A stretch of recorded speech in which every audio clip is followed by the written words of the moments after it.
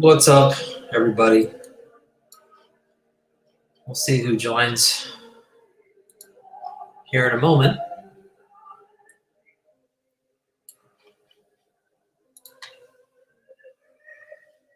Just coming on and hanging out.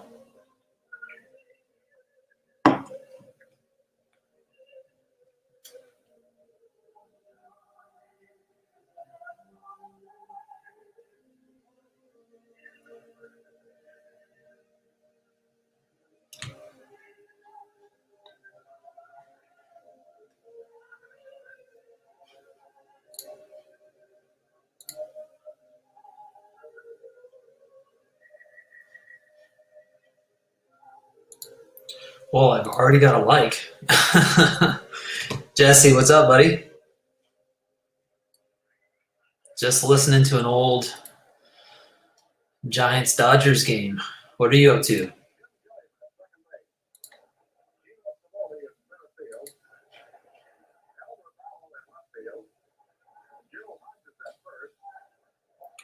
Kind of half checking into a Marlins Phillies game, too.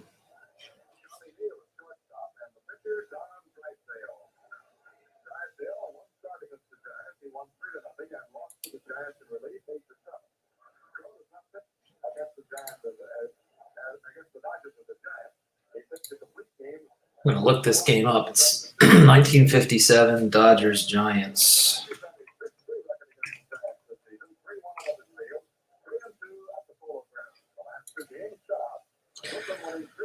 Trying to wrap up work. I can appreciate that. I got to finish up a little early today.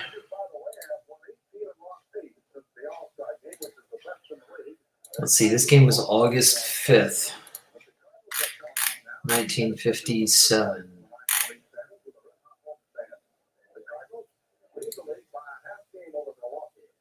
Drysdale versus Crone.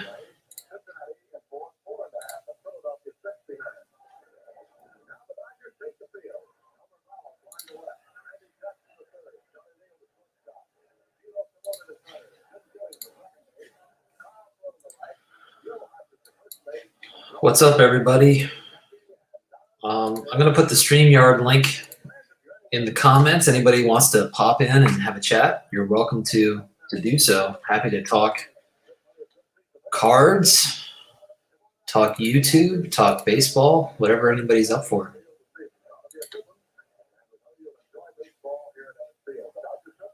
I know Maiko has a sale going on right now, so may not get much traffic right now because that's way more entertaining.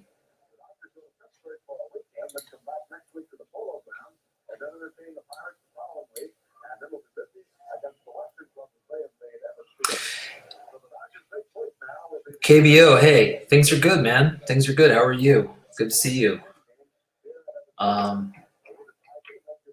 Been far less involved these days than I'd like to be, but I've been doing these live sessions, which have been pretty fun. And I finally have a new card coming in. So I'll finally have a pickup to share for the first time in I don't know how long, months. So slowly but surely getting back into the swing of things.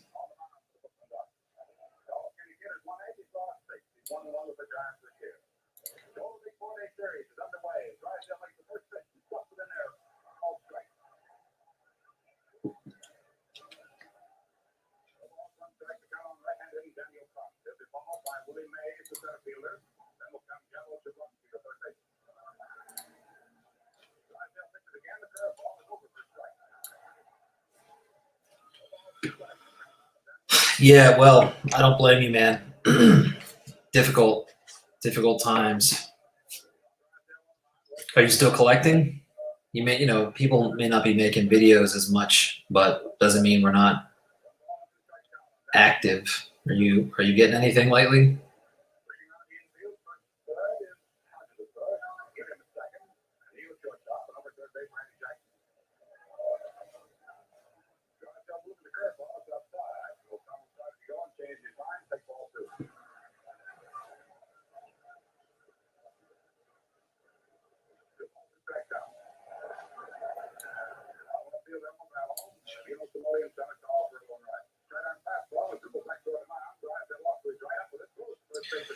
Well, that's cool, man. Any highlights you're willing to share? What's new? There's not a whole lot new. Like I said, I got a card coming in. You know what it is, Jesse. You might be the only one that knows so far. I just got this in the mail a couple days ago. Clean Sweep Auctions, and planning on enjoying flipping through this. I don't even know how this outfit found me. I mean, I guess I said to somebody, this is the magic of the internet, right? Everybody just kind of knows your business. So somehow these guys found me and sent me this, which is fine with me. I guess it's going to be fun to flip through. I'm not super active in auctions, but they're always fun to look through and get ideas from. So I'm looking forward to looking through that.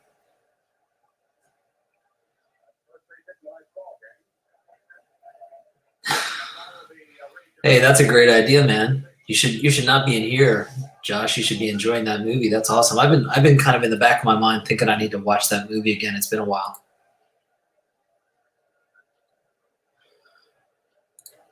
You know what? With regards to feeling burnout and obligation, that's definitely something that you should not tolerate. I think it happens to everybody when it feels like an obligation, when it feels like a chore that you have to get to in the rest of your day. That's when you know it's a good time to not do it.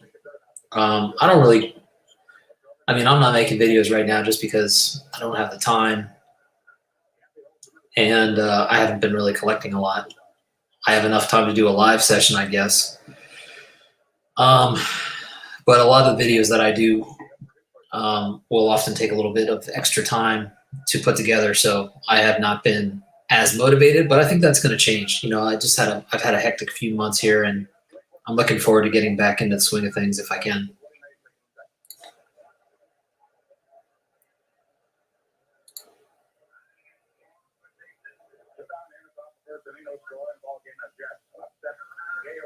Right.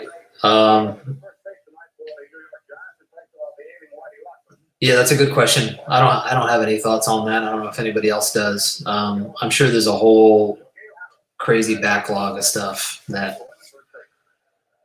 the grading companies have to deal with. I'm just glad I don't have anything I'm waiting for. Cool. I didn't realize you were doing 55 Bowman. Have you done any videos on that? I know you said you're taking a break.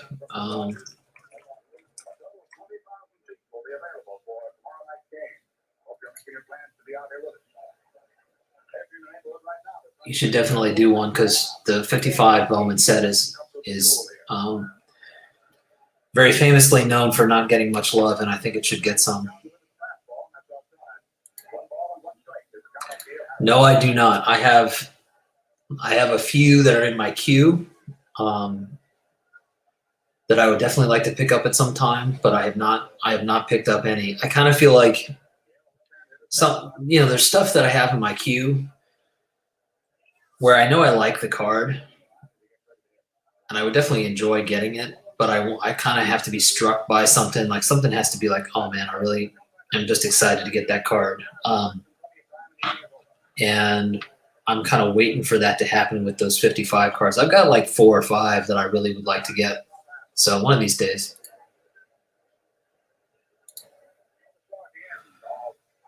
Okay. What kind of bobbleheads are you looking at? Are you looking for like specific teams or players, or do you do modern or vintage, or like what's your wheelhouse?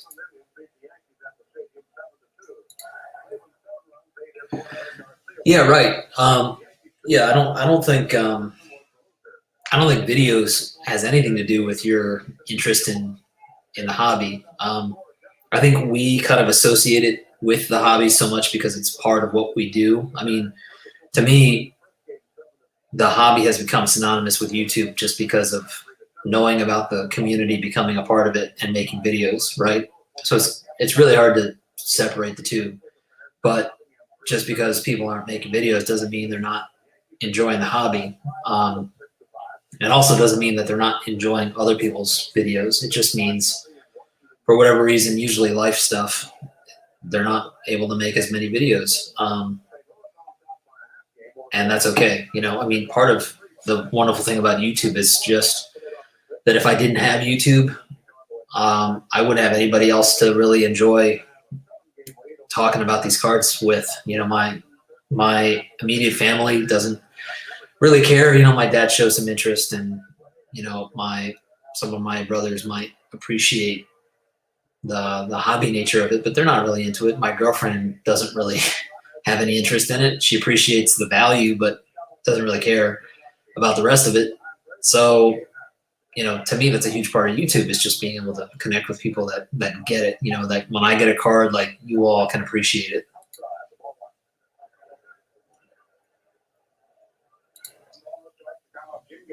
Oh, okay. Well, that'd be really cool to see those at some point.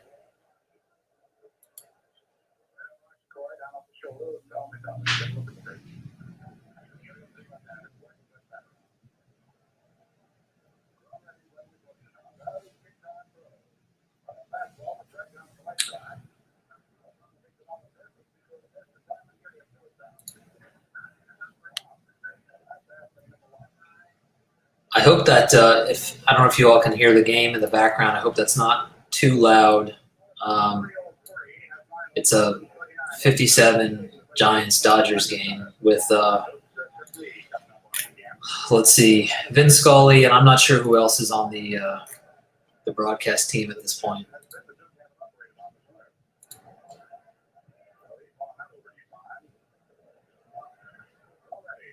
Okay, awesome, man. That'd be great. I'd love to have you. And for anybody else that's interested, I'll post a link in the chat. Come on in. Come on in and have a chat with us. Well, hey, Don. Good to see you.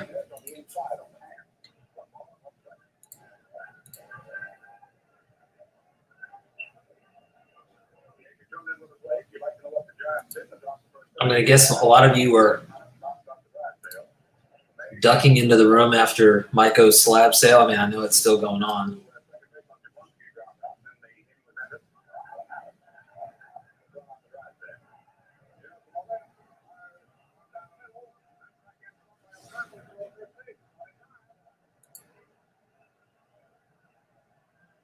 All right. So I'm kind of like I'm in different time periods. I'm listening to a 1957 game, but I'm also following the Phillies Marlins. Andrew McCutchen just drove in a run, so we tied the game finally. With the amount of offense the Phillies have, they've been really anemic with their run scoring, but they've also been dealing with a lot of injuries.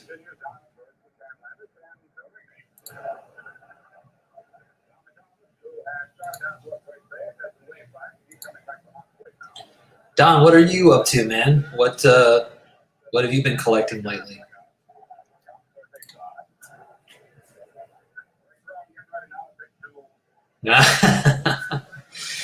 Yeah, one of my, you know what? When I was a kid, I didn't really think anything of it, but one of my favorite scenes in that movie now is when they're moving into the new house. I think it's like at the beginning of the movie, basically, and Scotty is watching his dad set up his man cave, and he like puts the Babe Ruth ball. It's the first time you see the Babe Ruth ball in the film.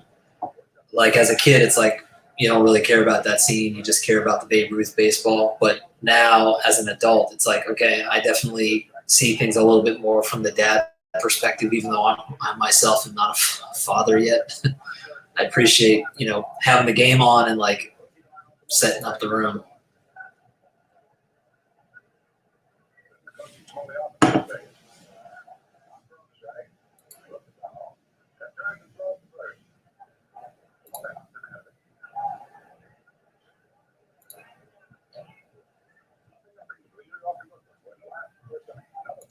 Yeah, agreed.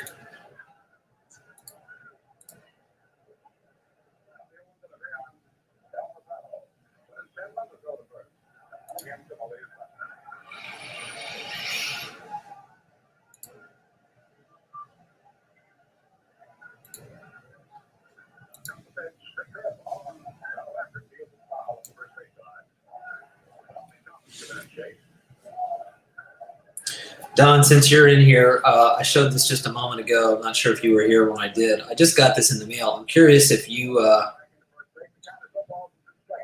ever gotten anything from Clean Sweep, if you've ever used this auction house. I had not heard of it. It just kind of showed up in my mailbox a couple days ago. And I have not really used that many auctions. In fact, I've only really, aside from eBay, obviously, I've only maybe used one or two. Yeah, so do I. So do I, Jesse.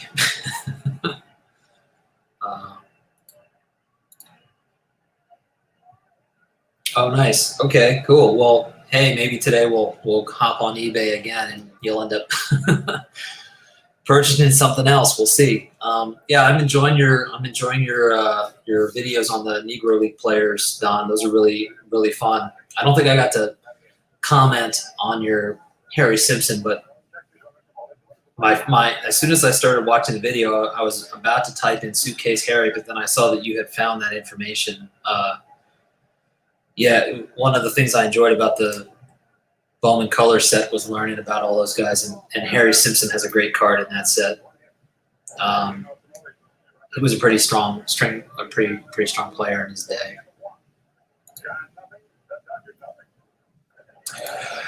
When am I going to let you know? Well, maybe I should tease it some more, huh? It's on the way. That's all I'm going to say. It's on the way, and it's coming from California. Maybe that's a hint. Hey, man. What's going on, dude? How are you? Oh, good. Just got in from doing a bit of morning exercise and just sort of cooling off. So, man, what time is it?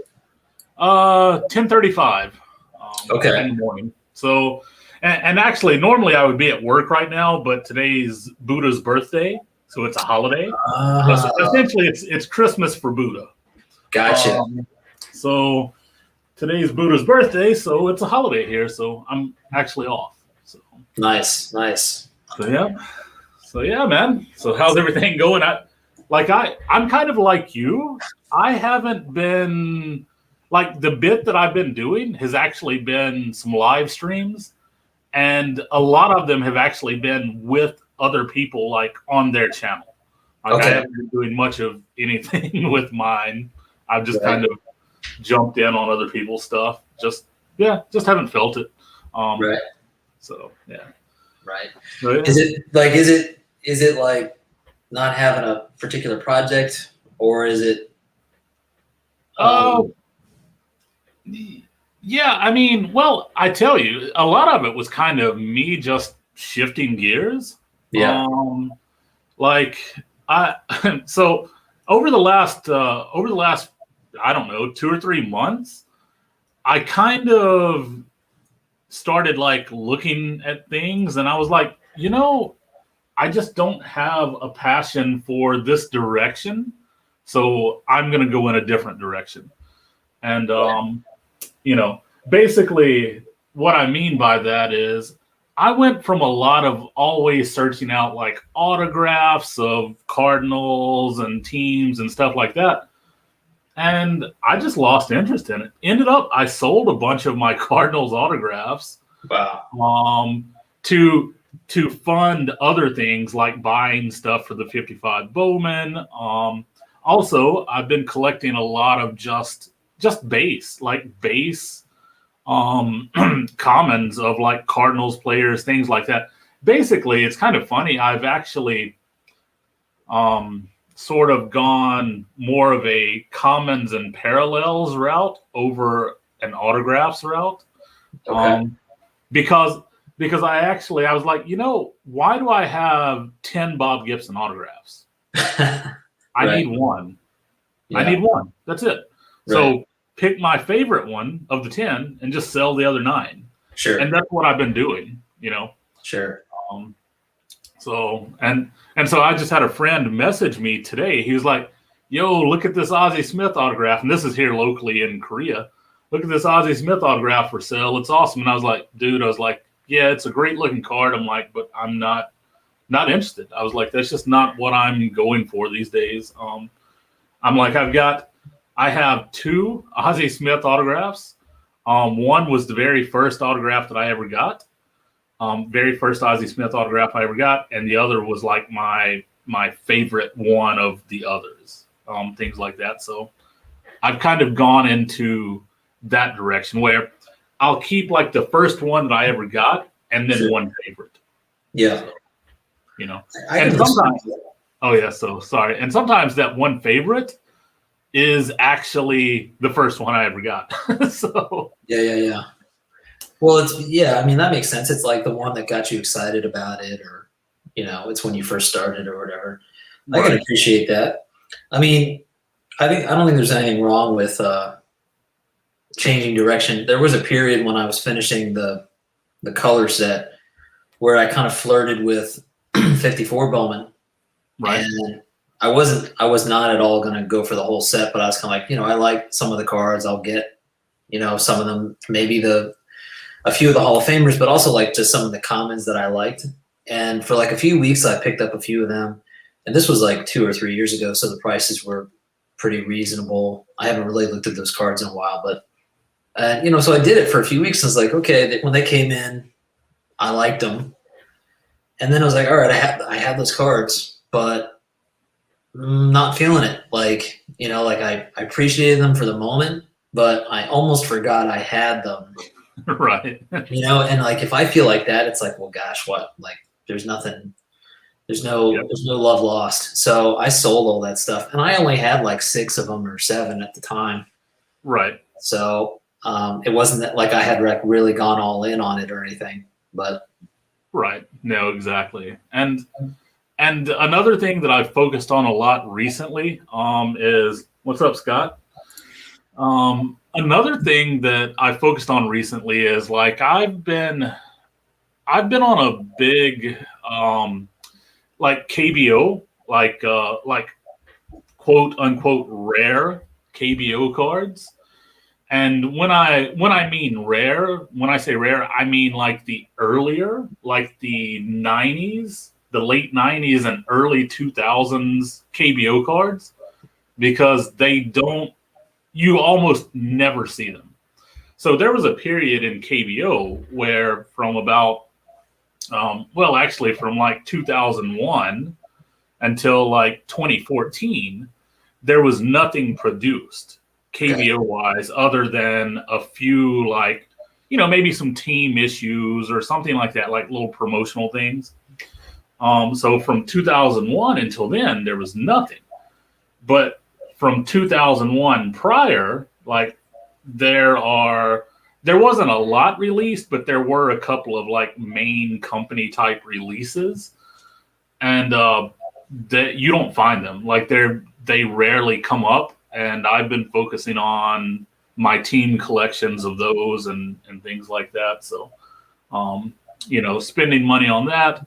I don't have, actually, I have some on the shelf that I could show you, but my shelf is blocked because I've got a card table or a table setting up here beside me. I've been sorting on, so. Okay. But so you're saying like what you're looking for is pretty hard to come by. Yeah, pretty much. Like you don't see it for sale often, and when you do, it's usually snatched within minutes most of the time. Right. But that might actually, like, for me, I like that. Like, it's Right.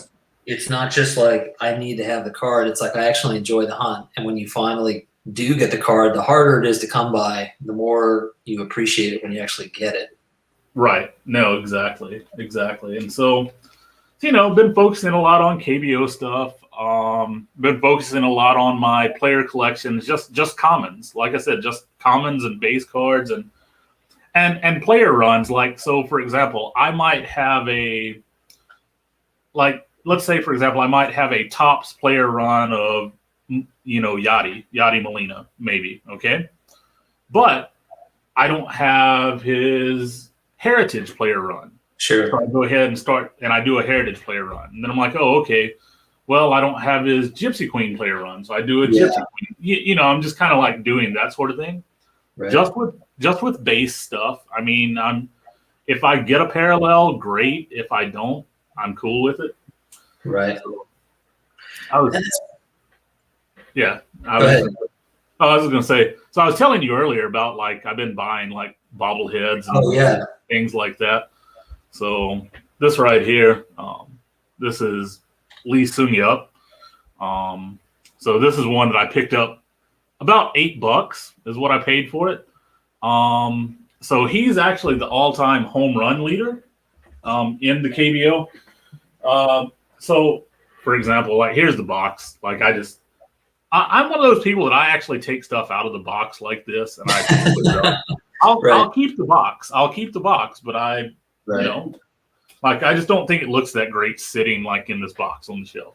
Yeah, no, I'd agree with you. Yes. Now, for example, I will keep the Funkos in there because they look fine like that because it's it's a big thing. But anyway, so that's just my preference. But yeah, so a little bit about Lee Sun-Yup. He was a 5-time KBO MVP, and this is all on the back of the box. It's not off the top of your head. No. 5-time KBO MVP, 97, 99, 2001, 2002, 2003. He's a 10-time Gold Glove winner. And Gold Glove isn't the same in Korea as it is in MLB. All right, how is that? Gold Glove just means like the best player by position based on everything. So not necessarily their fielding or anything. Okay. So it's a combination of all. So if you're like hitting well and fielding, you could hit great and field okay, and you're going to get a Gold Glove. Wow. Even though maybe someone outfields you, but they hit like shit. You know what I'm saying? Like, so anyway. Do they have like an offense only award? No. Yeah. No, I mean, well, so they have their MVP. They have their MVP awards. They have their Gold Glove awards, and that's it. I mean, there are some other ones. There are some different like pitching awards and stuff like that are named after like some of the like original like greats from the league and stuff like that. Sure. But that's kind of it. But yeah, his Gold Glove, he actually won it 7 times as a first baseman. And so here's where you're gonna see it. He won Gold Glove 7 times as a first baseman, 3 times as a designated hitter. Wow. Designated hitter doesn't play in the field. So how do you win a Gold Glove, right? Yeah. It was just he was the best designated hitter. So that's he holds the record for the most home runs in a season at 56. He did that in 2003. He hit 100 home runs by age 22. Wow. By age 22, he was at 100 home runs. By age 24, he was at 200 home runs. By age 26, he was at 300. Then he hit, and here's the thing, this is going to be something. So he hit his 450th KBO home run. And the reason why I'm saying this is because he actually played in Korea and Japan. So he started in Korea, went to Japan for several years, came back to Korea. So actually in 2016, September 14th, 2016, he hit his 600th home run combined between the KBO and Japanese and Japan. Yeah. And I want to say that he's something like maybe about 650 something is what he retired at. Wow. I think. So yeah. Anyway, he's the greatest Korean home run hitter of all time. Legend. So, a little bit about Lee Seung-yup. Yeah. You have any of his cards? Yeah, I do. Let's see. I don't know. So I actually, funny enough, I kind of started a PC of him. Like it was sort of an unintentional PC. It was just that I had like his cards. Because I used to be a set builder. So I had a lot of duplicates and things. So I just said, why not just go ahead and start like a PC of him? So this right here, this is just a base card. This is a 2015. And it's him like kind of in the locker room, There's an all-star. So the glare is terrible in here, but there's an all-star. This is actually like a game card. So these are like, this is actually a card, like a legit card game, like you play. Like there's another all-star. So like their cards, they get like an all-star kind of card thing. There's another all-star, and then these two are kind of the same, but kind of different. One of them has just a regular border. This one has like a gold foil border. Right. So they're actually from two different sets. This is from a special edition set. This is from just the regular set. And also the backs of these, how about that for a baseball card back? Yeah. That's just some, but actually, if you look, it has like the stars and stuff. It's very similar to these, where they created them as like a game for the most part. So yeah, that's just a little bit of. Those are actually some duplicates that I'm supposed to be sending to somebody. Like I've got a bunch of different things of his, of course. Yeah. So I've got some. Those are all in the 2000, like the 2015, 2014, 2015, 2016 range. Basically, when he was getting ready to retire. I do have some in a case over here that I'm not going to grab right now, but from like in the 90s. So things like that. So how did the? Hold on a second. We got a new addition here. Sounds good. Don, how are you, man? What's going on, man? Hey guys, can you hear me? Yes. Yep. All right, good. I'm a rookie on this stuff. Good to see you. Nothing wrong with that. So tell me about the 55 Bowman. I don't know if you've already told that story, but I don't know the story. How did that start? So hold on just one second. There is a question that says, do I live overseas? Yes, I do live in Korea. So yeah, I live in Korea, so I do live overseas. That's why I have Korean stamps sitting right here on my desk. These are actually, oh yeah, so there's one for you right there. Fascinating. Yeah. So actually, these are part of my newly founded stamp collection, because I bought a bunch of stamps because I'm going to start doing Korean TTM. Okay. Gotcha. Just for the heck of it. So I'm going to start doing Korean TTM. So bought a bunch of stamps. Is there somewhere to verify that those are real autos? Like, the Korean ones? Looking at Korean signatures, I'd be like, sure, that looks right. The thing is, I don't really think is there a way? Yeah, there kind of is, because a lot of people get autographs in person and you see them and they'll often take a photo of it. Oh, really? And post it on like Instagram or on like a local forum or cafe, like, oh, I got this guy's autograph, blah, blah, blah. You can actually look at it and tell like if it's, Right. if it's legit or not. I mean, for the most part, because they are fairly consistent and with their signatures. I mean, so Right. but That's cool. Alex, I don't know if you saw on the chat, but I love that shirt you have on. Oh yeah. You're Oh, the I guy missed from it. Pittsburgh. You got a Crawford shirt on. Yeah, for sure. Yeah. I mean, and sort of celebrating the different Negro League teams for sure. Yeah, I gotta get myself a Philadelphia Stars one of these days. Yeah, that'd be cool. I saw the retro fan. He said, "Please don't tell me you're into K-pop."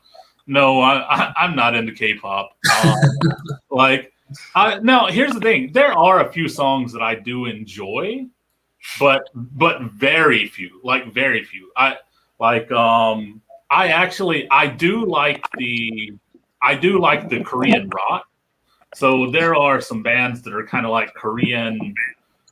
Yeah, just like Korean rock, kind of more like classical type rock bands and stuff. They're pretty cool. So yeah, basically, but no. So yeah, so the 55 Bowman set, and I'm sorry, I'm jumping No, back. you're fine. But yeah, like that, like basically, I've decided.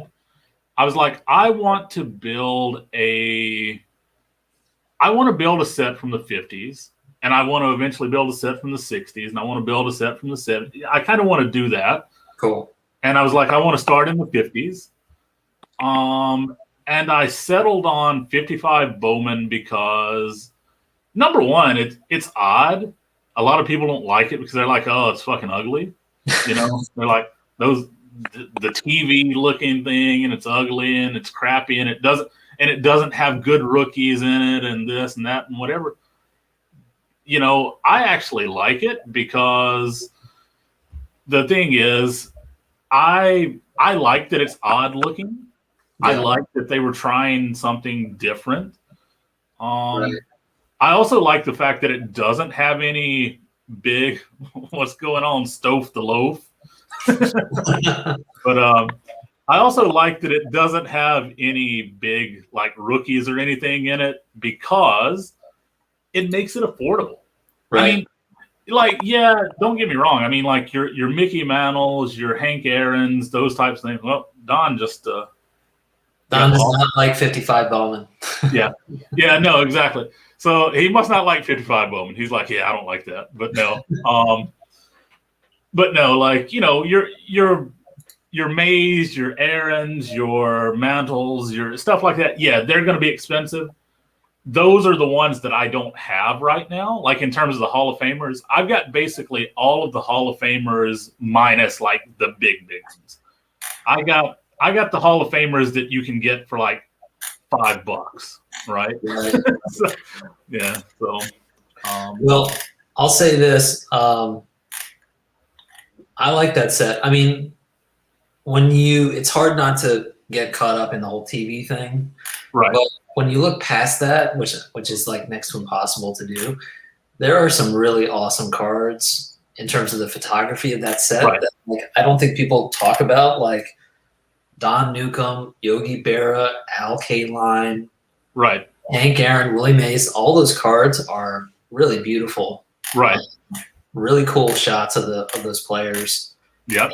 You just never hear about those cards in terms of like focus on, it's always like, oh yeah, and then there's this 55 Bowman of this card. It's always sort of like in the back of the line. But I agree. I think it's a fun set, and like you're really like, it's so smart to be like okay, it's an affordable set. Like I can build it, and it doesn't have this impossible card that you'll never get. Right. And as like part of the slate. And a couple more things that drew me to it was I love the stories on the back. Yeah. Especially like because these are like not all of them, but a good amount of them are actual like player written stories. Right. Like my biggest thrill in baseball or this or that or whatever. And I love those. I love to just read them. So I like that. That drew me to it. And one of the things that a lot of people might laugh at is I love the fact that it's got umpires in it. Like, Yeah. I like the umpire cards. I think it's fun. I think it's. Yeah. Oh yeah, so right there you said I like all umpire cards too. Yeah, it's funny that you were saying that right when I was saying it. Like, but yeah, that's something else that drew me to it. So yeah, and Reindeer, they said big rookies, not big ears. Right. Yeah. Like I don't know. I had it written down on my desk, but my desk is like absolutely covered with stuff right now. Let's see. I'm trying to. I think I lost you guys, but did you mention the Elston Howard rookie in that set? Yeah, the Howard that is the biggest rookie in that set in terms of rookies, really. Like that's one of those sets, like that set, the 62, the 68. I hated those sets. I hated the burlap. I hated the wood. Right. And they have so grown on me now over the years that I'm like, right. You know, those are sets that I didn't originally like. That now I'm like, those are great sets. That's an awesome card. Here's the Aaron. I mean, I'm not really looking at this card in terms of the PWCC or anything. I just pulled it up, but I just love the image of Aaron here and just the stadium in the background. And then here's the back. Card a year ago. It was right. And now it's on my want list. I'm like, oh my gosh, I don't want to pay that for that. Right. That's the thing. It's like I was actually looking at one a few months ago, and I want to say it was a 5. It was like that. It was a 5, and it was at, I don't know. I want to say that it was around $500. And it still had like, I don't know, like 4 or 5 days left to go on the auction. And I was like, nope, not going to happen. I'm like, I'm going to be looking for an authentic probably. Right. Like, I'm not going to be worried about it too much in terms of the grade or anything. So I like this first sentence. 1954 was only Hank's 3rd season in organized baseball and his first in the majors. Like there's a lot of like subtext in that sentence, like in terms of baseball history. Right. You know what I've noticed, Alex? Researching these Negro League players, their Topps cards never mention anything about them being in the Negro Leagues. Oh wow! They all totally skip over it. Right. Like when you read the backs, there's nothing to be said about it. Right. And, I want to say about a year ago, Mike from Baseball Collector did a video on affordable cards or Hall of Famers you should get now. And this card was one of them. And I swear the card was like around $150, $200. Yep. I don't remember the grade he was talking about, but at the time. Yep. Yeah, that was that Hank Aaron. Yeah, it was like a couple $100 when he talked about it, I believe. And that was in a higher grade as well. Right. Yep. There's another great card. That card is beautiful. Exactly. And another thing, and I watched your videos, Alex, when you were doing the 53 Bowman videos and stuff, of course. Did you ever run into any because when I was researching some of the players and stuff and things like that, did you ever run into any where they were like basically essentially their rookie card? It was their rookie card. It's their first card ever issued, but it was actually after they had retired from baseball. There are some in the 55 Bowman set. I don't think so. Retired? That's wild. Yeah. I can't there's actually a video on my YouTube channel where one of the few videos I did, and I can't remember the player's name, but I think he left baseball in like 54, but he got a card in 55 Bowman. Oh, wow. Yeah. And that was his first card. So another nice card in that set, Alex, is the Minnie Minoso. He's bunting. It was one of okay. I do have that one. That's an awesome card. I've got it. Well, we're talking. I have that card. I'm just going to grab the case.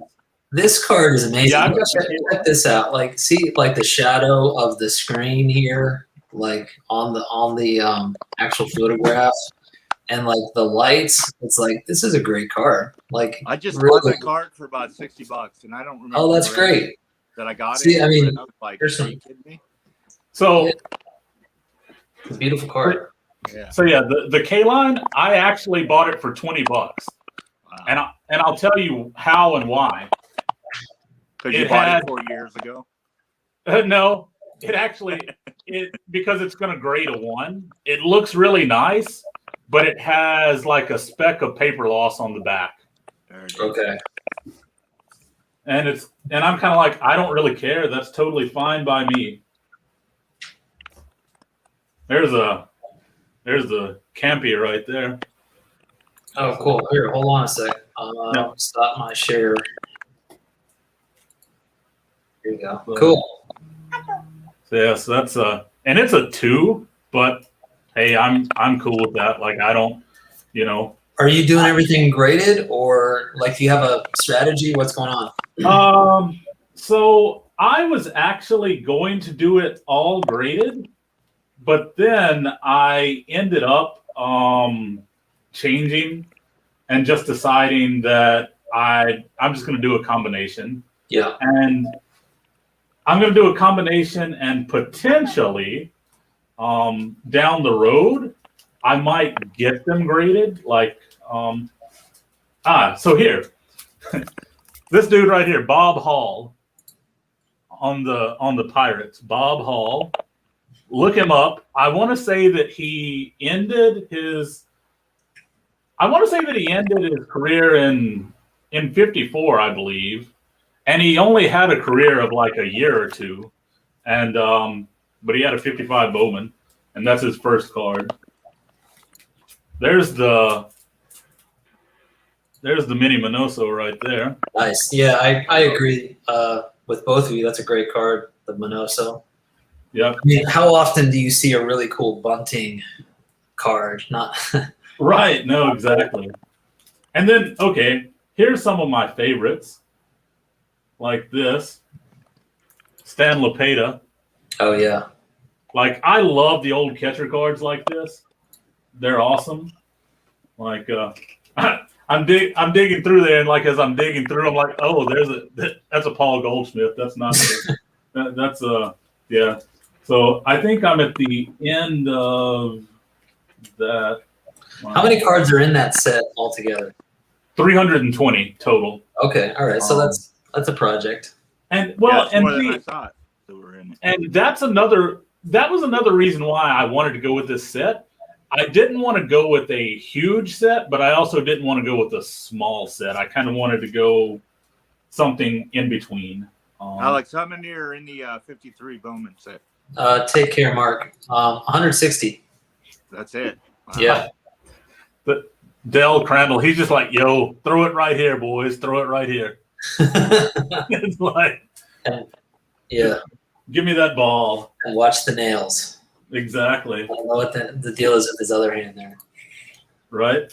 Oh, there's another catcher card. It's funny, I got all the catcher cards just kind of like sitting right here together. Like, yeah, so no, it's like I love it. I think it's a great, cool looking set. I also like the fact that like I like kind of the oddness of it being like, the two different colors. So Yeah, the TVs, yeah.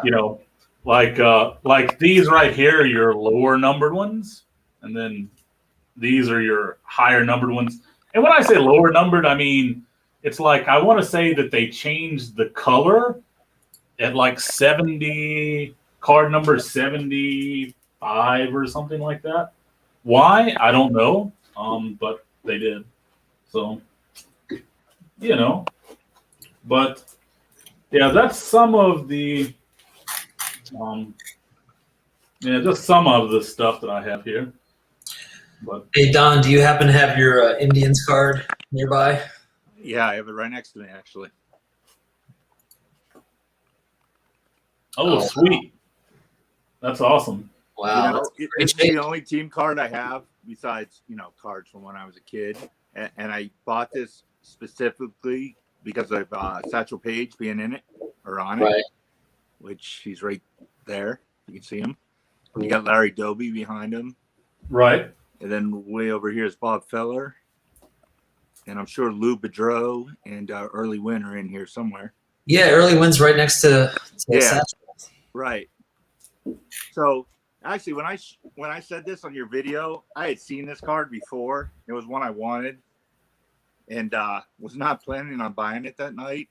And then when you pulled it up, and I think it was $84, and I was like, I got to pull the trigger on it. So it was a total impulse buy. But to me, it's like, how many cards is Satchel Paige in?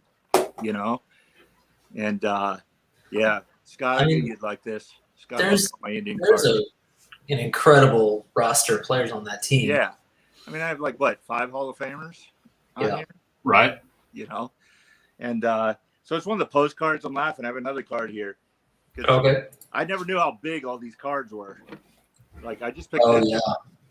and I was looking at a 7. And I used to be all about the grade. And Alex, you're one of the guys that's kind of taught me not to think that way, and John Mangini and a few other guys.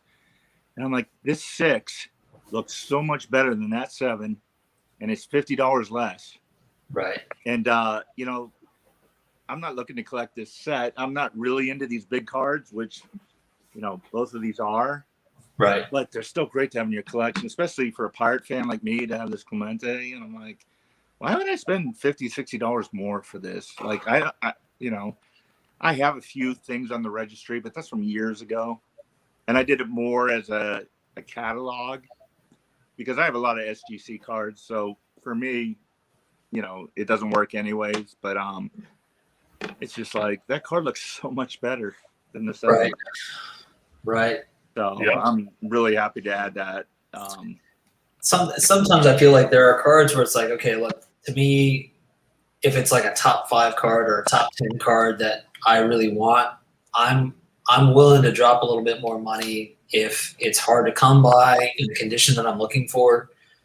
But if it's like, okay, I like the card, but it's not, you know, a do or die kind of card, Right. I'm going to look for the deal. And Well, you know what I found out? That this Negro League set, I thought I was going to find all these cards for like $10. Like, I cannot find a Luke Easter under $200 that's graded. I'm like, why Right. are these so expensive? I can't find a Ray Nobley, a 52 Right. Bowman. I mean, I can find them raw, and I did buy some raw cards in the past, but with the grading being so expensive, it's just like, I'm Right. taking a chance on it. And I'm like, why are these cards so expensive? Like, even when I picked up the Sadowski brothers for my dad's video, the one Mhm. card I had to pay $45 for. wow. And I didn't really want to pay that, but I wanted to do the video and a tribute to my dad. Right. But I had the other 2 cards, and I'm like, all right. Like, why is this card $45? Like, and I didn't want it in an 8.5, which it was. I would have been fine with a 3 or 4, but there just weren't any graded. Right. And I'm like, why can I get a Luke Easter? Like, how many people know about this guy except for us historians? I mean, I don't think the average person does. Yeah. Right. You know, and it's like Yeah. $250, $500. I'm like, I did this set for something different to be fun, and I want to learn the history, but I'm not, you know, $500. I'm buying a Musial card or something else. I'm not buying a Luke Easter. Right. Yeah, I mean, every now and then you run into a card where at first glance there's no rhyme or reason, but sometimes it's like some like obscure fact, like it's a high number card or it's Or rare the for whatever collectors, reason. maybe they're trying to finish the set, and like you said, high number, I guess. But I'm like, Yeah, and I can Right. buy other Luke Easter cards that are nice, that are reasonable, but it was like I was just fixated on that card. That's kind of what got me started. I'm like, am I going to be happy if I buy the other one? Like, I'll be happy, but it's like I really wanted that one, you know? right. Yep. I mean, it's just not the same. When I was doing the 53 set, there would be dry spells for sure, and like this was way before the market is the way it is now. But there would be dry spells like at the beginning. It was like pick your poison. I could find 6 of any card, no matter whether it was a high number or not. But as I finished up, like there'd be big dry spells where just there'd be no like new lots coming up or nobody doing any breaking of sets or anything. And so it'd be really hard to come by anything. But now, like, I have not been looking for that set, but I know just from like the cards that I'm looking for where I would, if I had to guess, I'd say like somewhere just like 75 to 80% of the cards I'm looking for, I'm not seeing new examples show up on eBay. Right. And I don't know what that means, whether it means people are hanging on to them or they're going to auctions and they're not going to eBay or, you know, I don't know. Right. Yeah, it's definitely a strange time. I mean, like I don't, you know, and I think that's part of the reason why I sort of changed the way I was collecting it. And also like with the 55 Bowman, I did start as like, I'm going to do this and go all graded, all PSA graded from start to finish. But it just, it was like, there wasn't a lot coming up at times. And what was coming up was way too expensive, you know. Yeah. Yep. You were talking about commons in mid grade in an old holder, so it cost them like $3 to grade it back then, right? So they got a common with $3 in it, and they're trying to sell them for $40 and $50, and they're like a mid grade. And it's like, no, like that's ridiculous, you know? Right. So that's why I decided, I was like, well, I'm going to get graded when I find like a great deal. And then outside of that, I'm just going to go raw. And then maybe down the road, I might actually submit them to grade myself potentially. But, right. You know, because my budget definitely isn't unlimited. That's actually this card right here is the most I've ever spent on a card right here. Oh, that's nice. So that's the gold refractor Koufax from the Chrome Black. Paid like about $330 for that card. That's the most I've ever spent on a card. Great deal. I think Ken from Colorado showed a card tonight. I don't know if you guys saw his video. Ken's cardboard from that same set. Mm-hmm. But it wasn't a Sandy Koufax. I think it was Larry Walker. But right, those are nice looking cards. They are. There's some awesome looking cards. I bought this because Koufax autos are just expensive. Yeah, like they are, and rightfully so. I'm not saying they should be cheap. I'm just saying, but like they're expensive. This came up locally here in Korea. Like a guy pulled it here in Korea. He posted it for sale. Like I said, it was the equivalent of about $330. There was like one or two that had sold on eBay at the time, and they had sold for like around 400.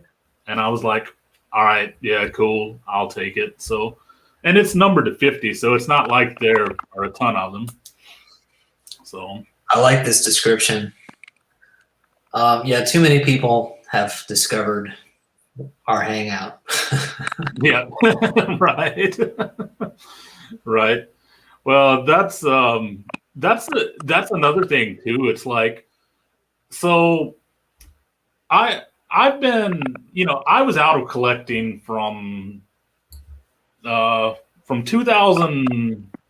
Let's see, or sorry, not 2000. I was out of collecting from 1994 until 2015, basically. So from 94 to 2015, I wasn't collecting. I actually sold my childhood collection in 94 to buy my first car. Oh, nice. And then that's what I did. I probably started collecting before you two were born. So that's right. Hey, but look, my first car was a 1965 Super Sport Chevy Nova. So that was my first car. So so I bought that. I bought that by cutting yards and selling off my childhood baseball card collection in 1994. So that's when I got out. And then I didn't even really think about collecting. And then in 2015, I found out that Korea had baseball cards. So I actually got back into collecting, but I was collecting only Korean baseball cards. And I did that for about a year and a half, where I was only doing Korean baseball cards.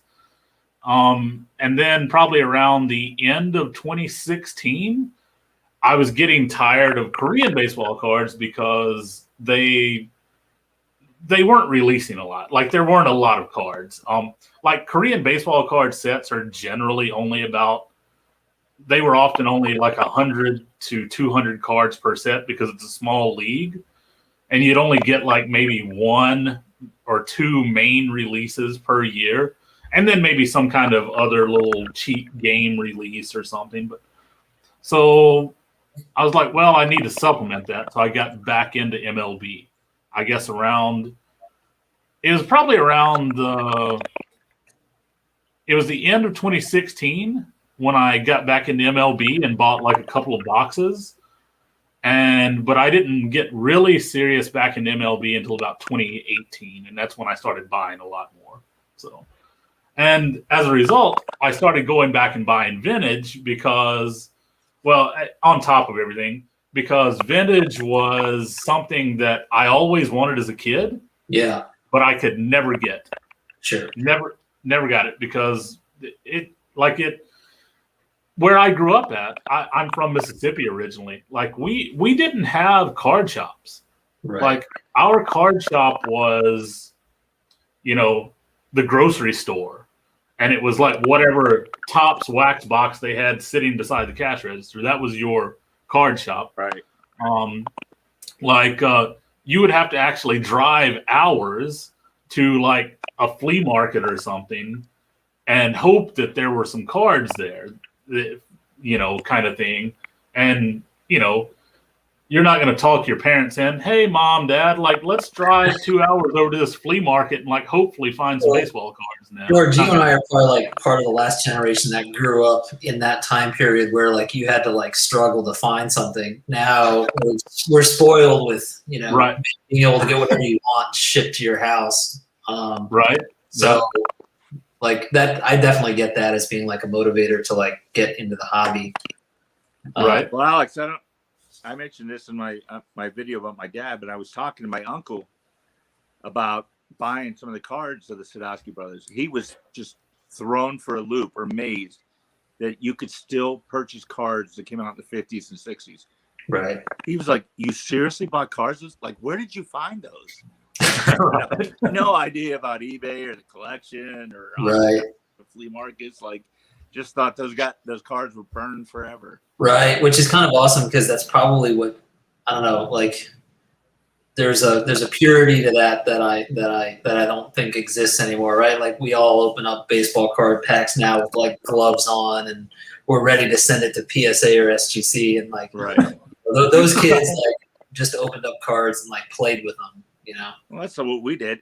And we did too. And I go, oh my gosh, this has a little ding in the corner. Right. Meanwhile, like, it's amazing there's as many old cards in as good a shape as they are. Like, right. Yeah. It's like that should not be. Yeah. Yeah. It's like this card here, this card should be trashed.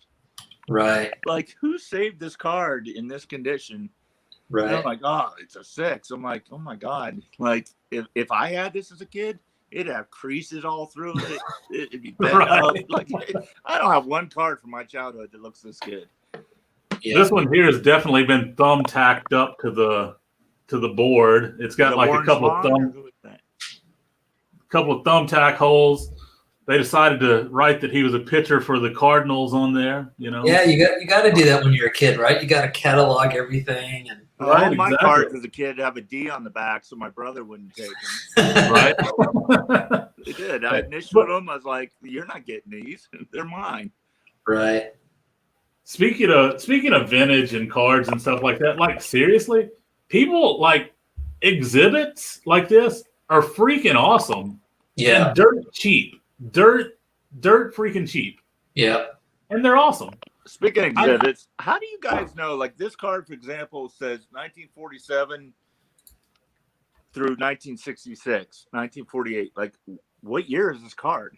So, like you can look up based on like the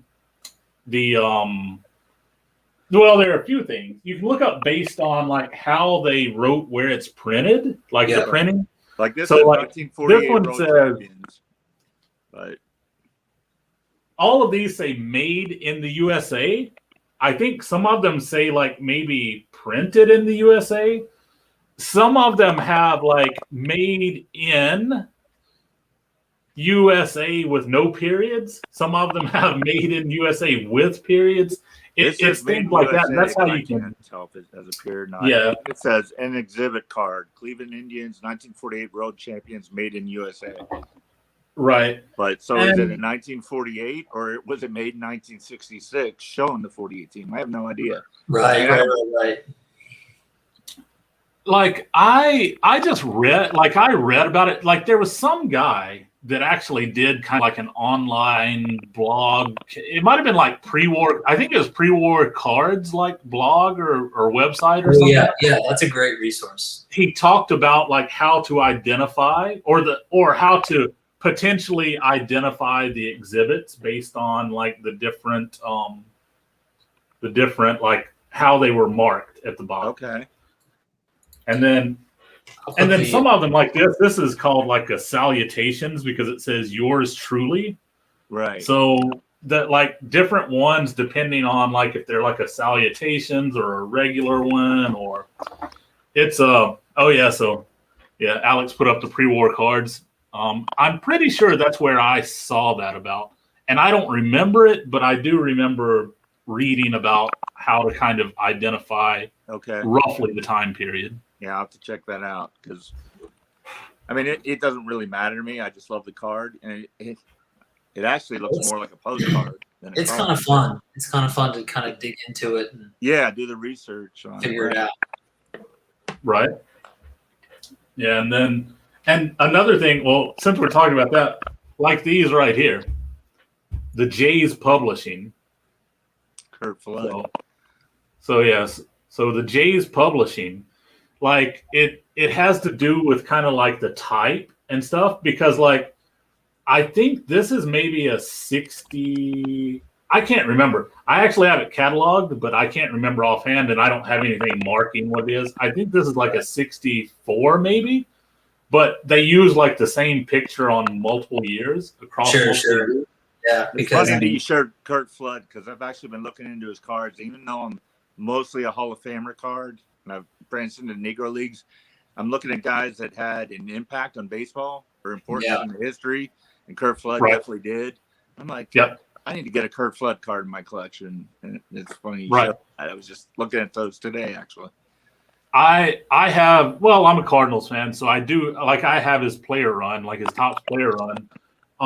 His rookie card is still a very reasonable card. Like you can pick it up with not, for not much money. So yeah, like it's but one of my favorite vintage players is Stan Musial. So to go with your card. Yeah.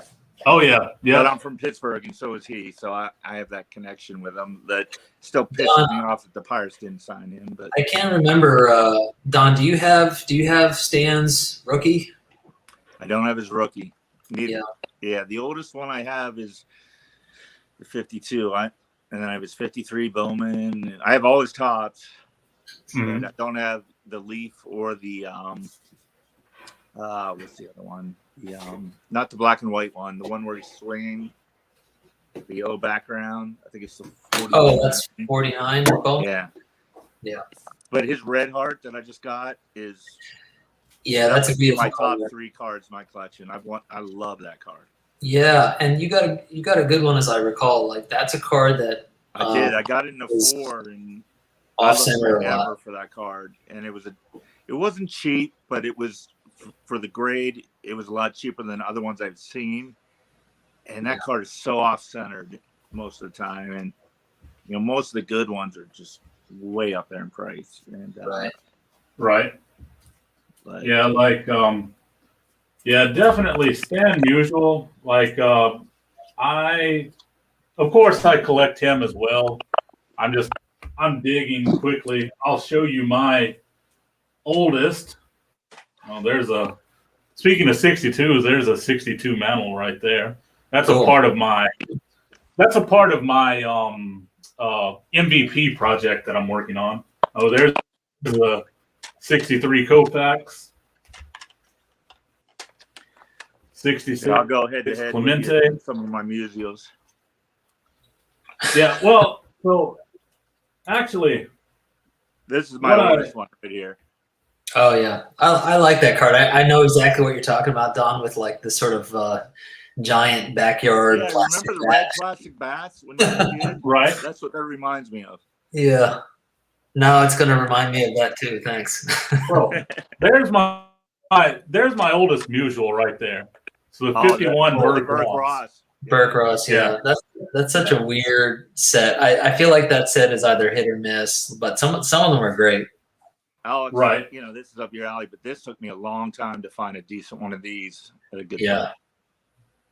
That, See, here's the are you still post-war PSA and pre-war SGC? yeah, Dude, you miss out on so many nice cards. I know. But Like, that, like, okay, like I don't love the here we go. You know, I don't love the old tag, but it's like that I got the card, you know? It's like right. here's a card I used to not like that grew on me because I was like, oh, his face looks so funny. I smirk. And Well, so that's many his things have grown on me, but that's his final card. correct. Yeah. So Well, this is a trivia question. Here's his first Topps card because people don't Yep. think he's in the 58 set. Right. right there. There's So, Huh. This is great. so Comparing notes. so I'm actually holding you to it, Alex, too. I want to do that video on Sam Musial. Like, just driving through his town.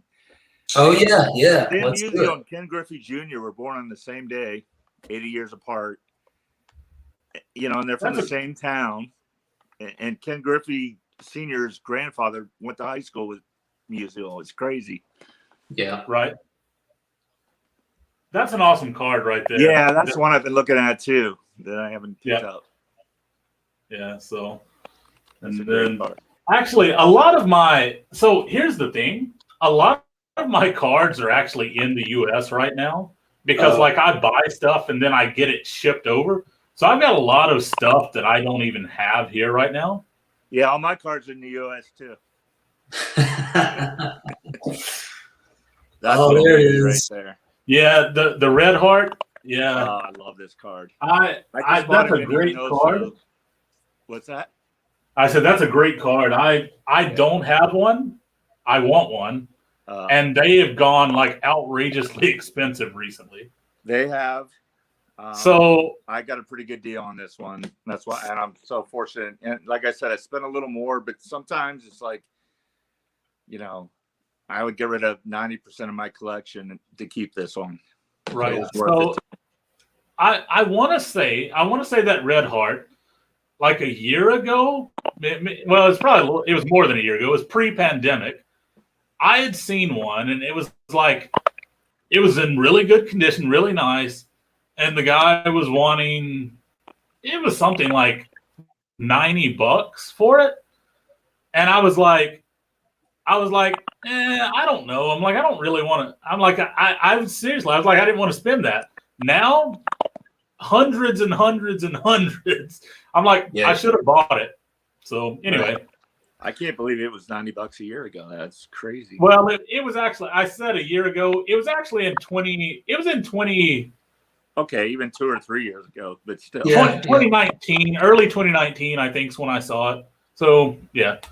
So talking about vintage, so I love the 67 top set. That right there, 67 Bob Gibson. That is actually the card that started my Bob Gibson collection. The exact card. And I pulled this out of a Hit Parade repack product is where that came from. So I pulled that card and I was like, you know what? I'm going to start a Bob Gibson collection. And that's the card that started it. So, and of course, now I have, you know, the entire player run. Those are great. Gibson. He's got There's some the- nice looking cards. Yeah, there's There's Oh, great. Hold that Pepto Bismol up again. the Pepto Bismol. Yep. Yeah, that's great. There's the Pepto. So we were talking about Kurt Flood. There's the Flood rookie. So That's the card I was looking at. I didn't realize It's it an- was rookie. Yeah, it's an awesome card. Like it's a It's an great awesome looking card. card. So Here, Yeah. Have you seen this Musial? Oh yeah, oh man, that's great. I can't believe I Venezuelan? found this. man, And that is. for a Venezuelan card, it's in really good shape. I own one Venezuelan, and it's a 67. It's a 67 Lubrock, and it's slabbed. It's slabbed a 1, but it is I beat love it. to shit. But I'm cool with it. Like I actually don't have it with me. Again, it's one that's in the US. So Yeah, it's funny. I did a video on this, and it's in Spanish in the back. And I actually have a friend here in Venezuela, and I sent him a picture of it. He said, "Can you interpret this for me?" So I got on my video and pretended like I could read Spanish, reading the whole back. I had people like, I was impressed for a second. right. The overall shape of this thing is great for a Venezuelan, and this is one I want to get graded. I don't care what the grade gets. It was just I've never seen another one of these, so I was Right. excited to get it. So talking of Stan Musial, this I know he signed a ton, but I love this because of the small patch piece in there with the bird, with the cardinal. You know what I dislike about the new cards that come out with Musial? Musial died around 2012, 13, 14, somewhere in that range. Right. He had a great signature. And then you see his later ones, you could tell he was in his 90s when he signed it. Sure. Oh yeah. And Right. they're putting these stickers on cards that came out last year, this year. I'm like, Yeah. I'm not an autograph card guy to begin with, but I'm just like, there's no, he died 10 years ago, and cards Right. that just came Right. out, you're putting his autograph. Like, what did his family do or whatever? Just threw that in front of him where he could barely sign it, you could barely read it, and they're throwing these stickers on these cards with his autograph. And Right. maybe they do that for a lot of players, but I don't know. This one- I just don't like them. Yeah. This one right here, it's not bad, but it's actually pretty decent. Yeah, that's not in bad. terms of. So You could this tell one he was right- older with it, but Yeah, well, that's what I was gonna say. This one came out while he was still alive. This is Yeah. a 2010 card. right. So this was in the time period when he was still, it was getting toward the end, like he was losing the writing, but it's not like Yeah, terrible. you look at a 19 or 20, you can't even read it. It's like that doesn't even look like his autograph. Right. I want to share a fairly rare usual card. This is one I learned about from John Mangini. So I don't actually have it. There's a set of cards from 1955 that Rawlings put out. I guess it Oh was yeah, those are great. Glove. Right.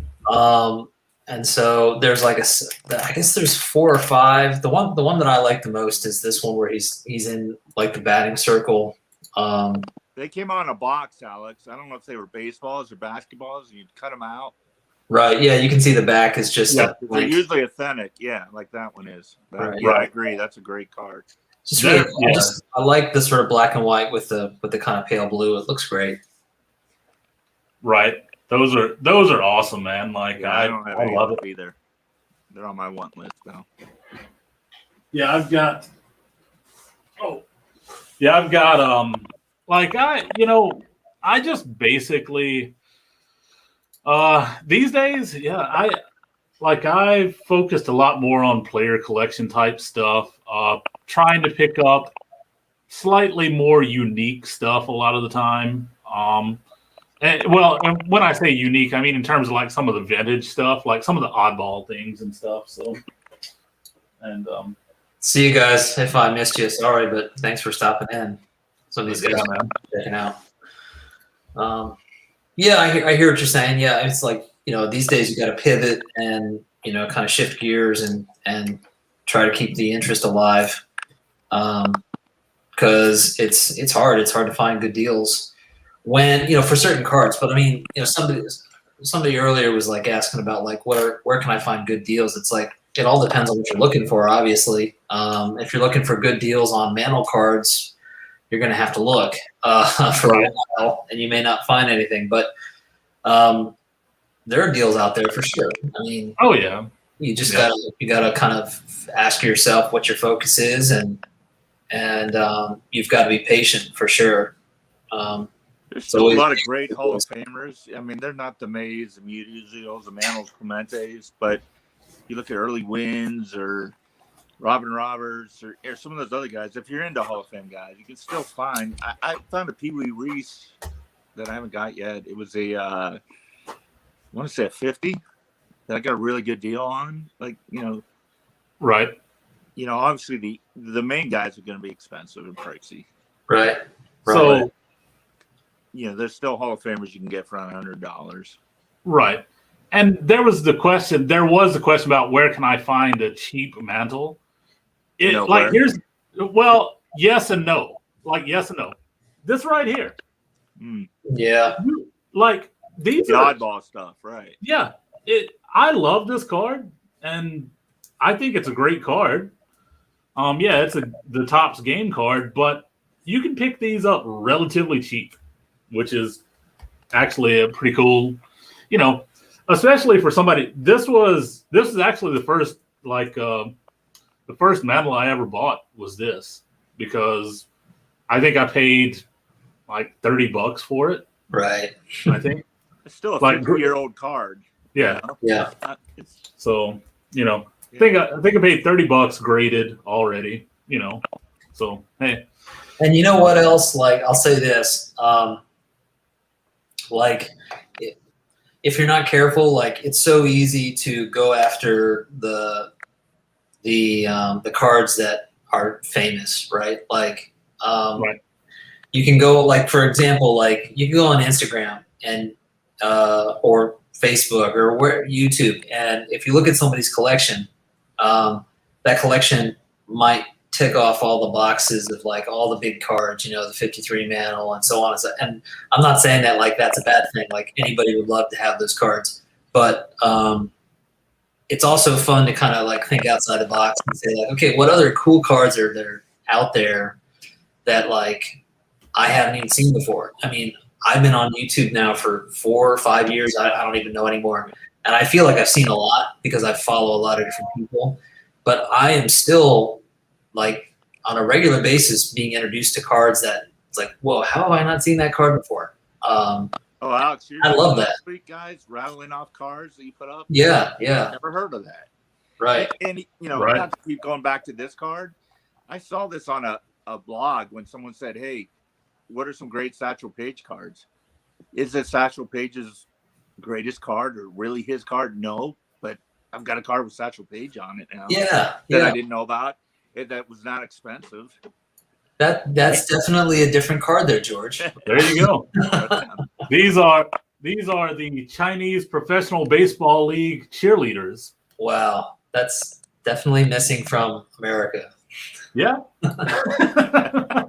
You wanted to see something different. I've got it on my desk right there.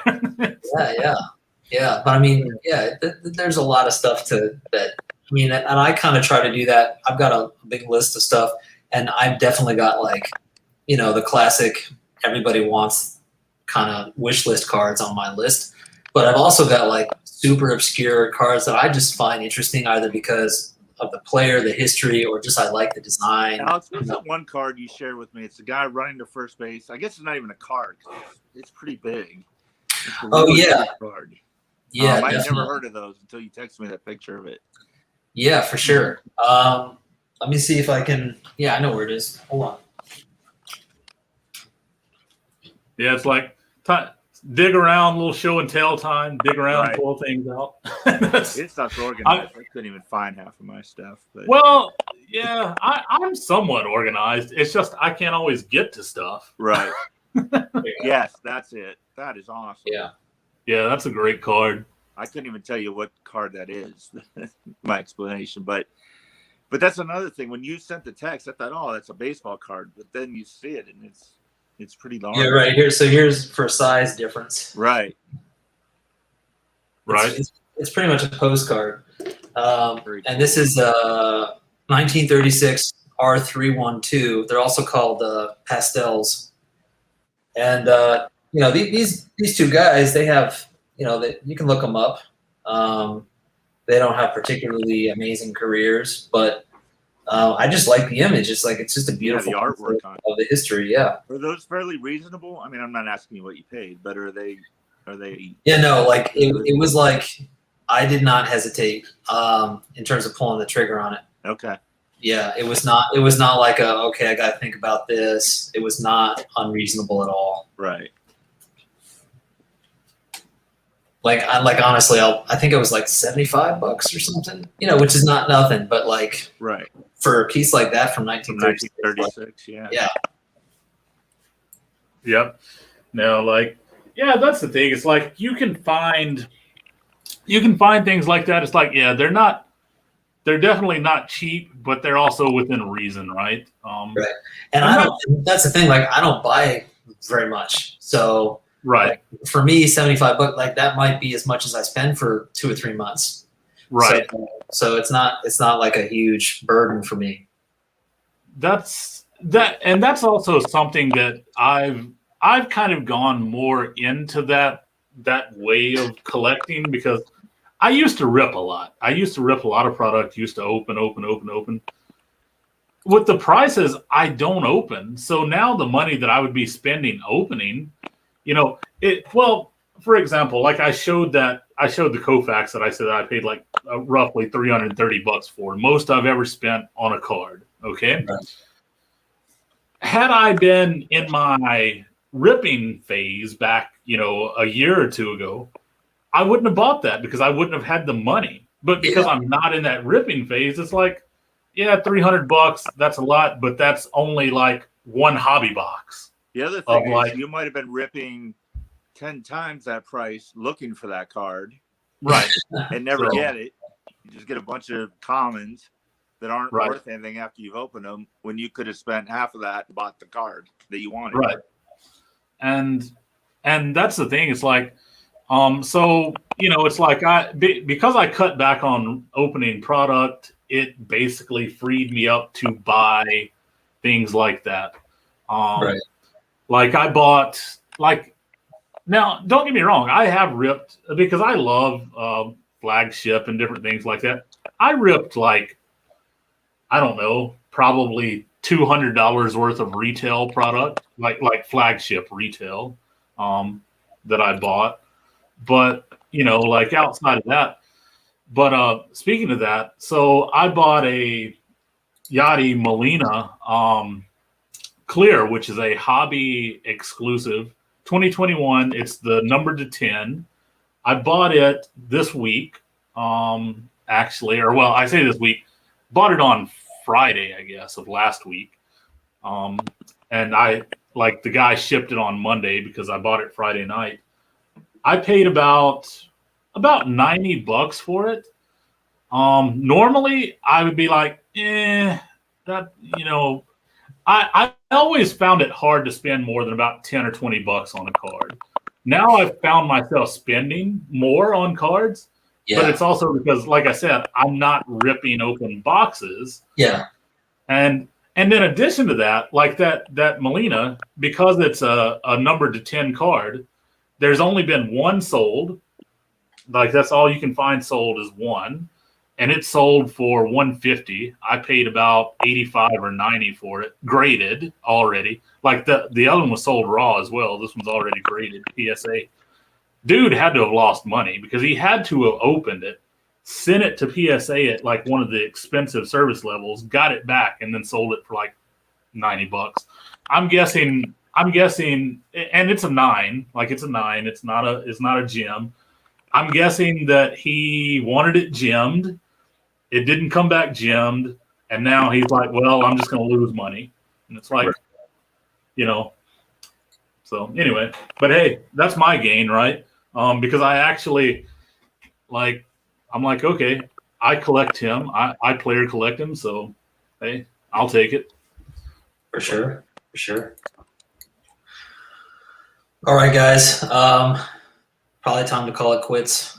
There's some Korean George back. Donna. thank you both for coming in. Yeah, thanks, Alex. I It always was a lot of enjoy fun. Yeah, man. It is a lot of fun. Cool. Thanks, All right, man. we'll do it again soon. So All right. take care, everybody. Have a good Talk to night. you. Take it easy, man. See you, dude. See ya.